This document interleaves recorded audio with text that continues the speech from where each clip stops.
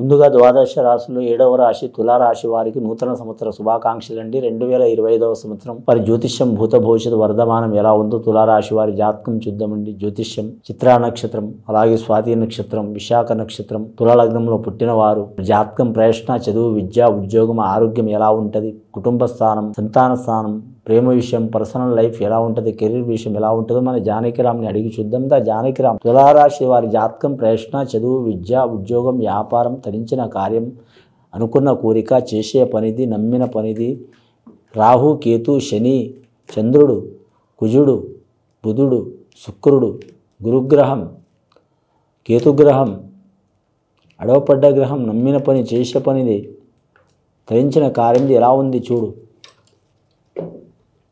వారి జాతకంలో చెప్పాలంటే షిరిడి సాయిబాబా వచ్చిండండి తులారాశి వారి జాతక బలం మీద.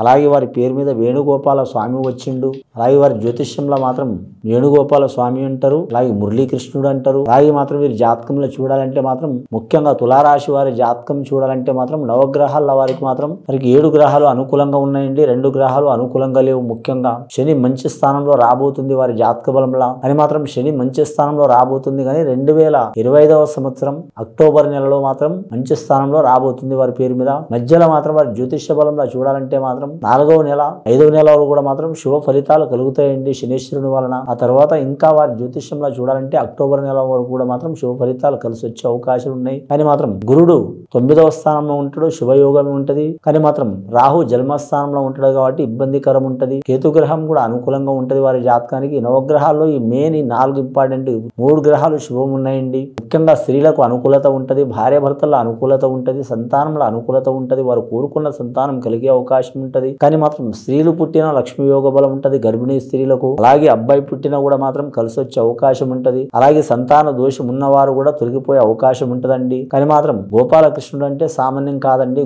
గోపన్న అంటే సామాన్యం కాదు, సంతాన కారకుడైన. ముఖ్యంగా ఎలాంటి దోషం ఉన్నా మాత్రం ఆ గోమాతను పూజ చేయటం మంచిది. అలాగే వీరి పేరు మీద చూడాలంటే విదేశాన యోగ బలం కలిసి వచ్చే అవకాశం ఉంటది. 2వ వివాహం చేసుకోవడానికి వారు కూడా స్త్రీలకు కానీ పురుషులకు కూడా కలిసి వచ్చే అవకాశాలు ఉన్నాయి. ఈ రాశి వారు ఖచ్చితంగా మాత్రం ఎవరికి పూజ చేసినా చేయకపోయినా మాత్రం శ్రీశైల మల్లికార్జున స్వామి కానీ, లేదా మాత్రం శ్రీకాళహస్తిని పూజ చేయటం కానీ, లేదా మాత్రం కాణిపాక వరసిద్ధి వినాయక స్వామిని పూజ చేయటం కానీ, ఈ 3 చేస్తే చాలా వరకు మంచిదండి. ఇది విని చూసి ఆచరించే వారికి మంచి ఫలితాలు కలుగుతాయండి. శుభం భూయత్.